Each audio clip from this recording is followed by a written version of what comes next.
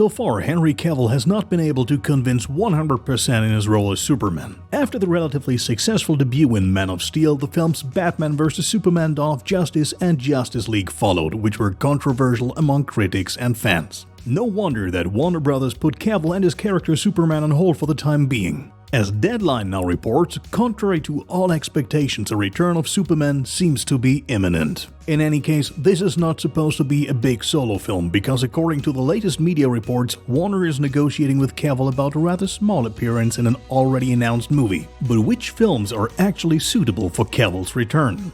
For Wonder Woman 1984 and the Suicide Squad, the shooting has already been completed, and also for The Batman, an appearance of the 37-year-old seems very unlikely. In a much earlier production phase, there are Aquaman 2, Black Adam, or even Shazam 2. In all three of them, an appearance of Superman could be included, even though there is no reliable information about the three movies yet because of the missing story. Quite interesting is the fact that a long time ago a montage by the artist Boss Logic appeared, where Superman and Black Adam are seen during a fight. Both of them seem to be in not too good shape in the picture after a pretty bad fight, although Superman at least seems to have the air supremacy on his side. The clue about this is that Boss Logic probably didn't create this picture entirely of his own free will. He's supposed to have been specifically requested by The Rock's team to create a picture of Superman fighting off Black Adam. According to the artist himself, it seemed strange to him, because why would The Rock explicitly ask for a picture where he himself was attacked? What do you think? Is it just a nice looking fan art, or is there maybe more to it? We will find out more about it in the near future. After all, the shooting of Black Adam is about to start. The US release of Black Adam is planned for December 22nd, 2021.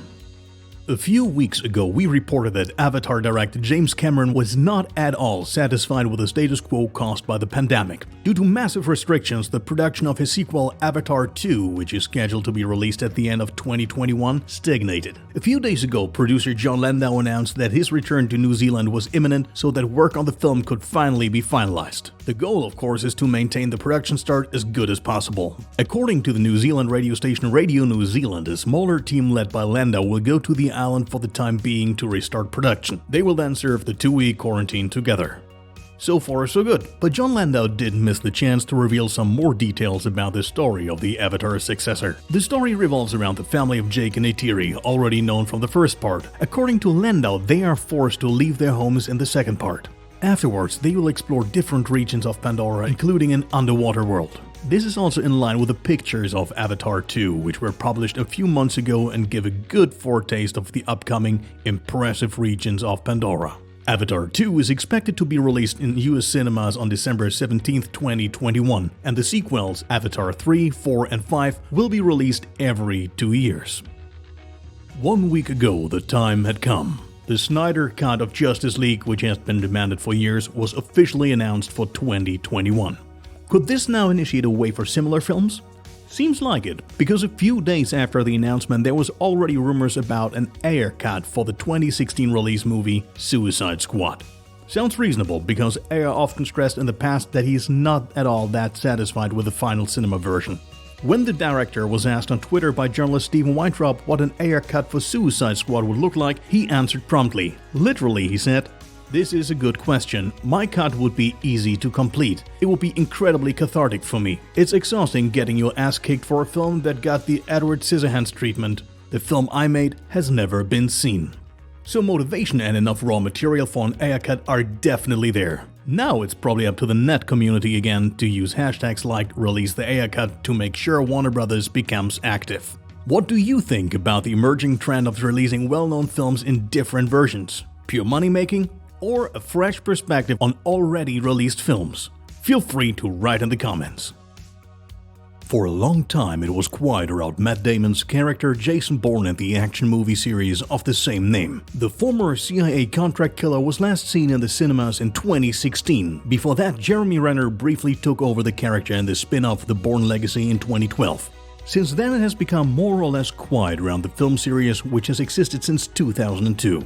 From time to time you could hear something about a sixth part, but the work behind the scenes probably didn't make much progress. However, the producer in charge of the series is now raising new hopes for a sequel.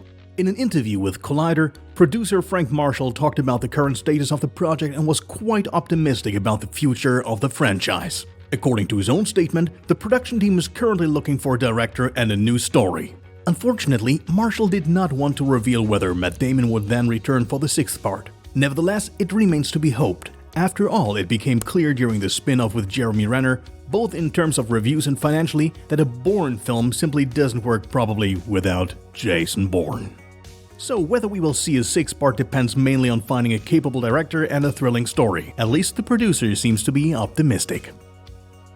The fantasy-adventure film Labyrinth with David Bowie has long become a classic for many people.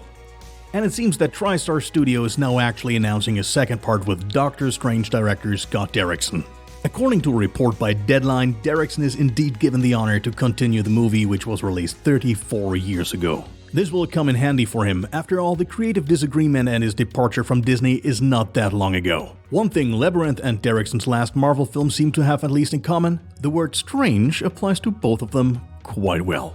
In the genre classic Labyrinth, which was released in 1984, David Bowie made a name for himself with a performance as the dazzling Goblin King. Most of his co-stars are Muppets because how could it be any other way? Jim Henson directed the show, who is not only a director but also a puppeteer. Besides the movie with David Bowie, Henson also let the puppets dance at the Muppet Show and at Sesame Street. In terms of content, Labyrinth is about the teenager Sarah, who is so annoyed by her little brother Toby that she prefers to escape into dream worlds. As a result, she wishes that her brother would be kidnapped by goblins. No sooner said than done.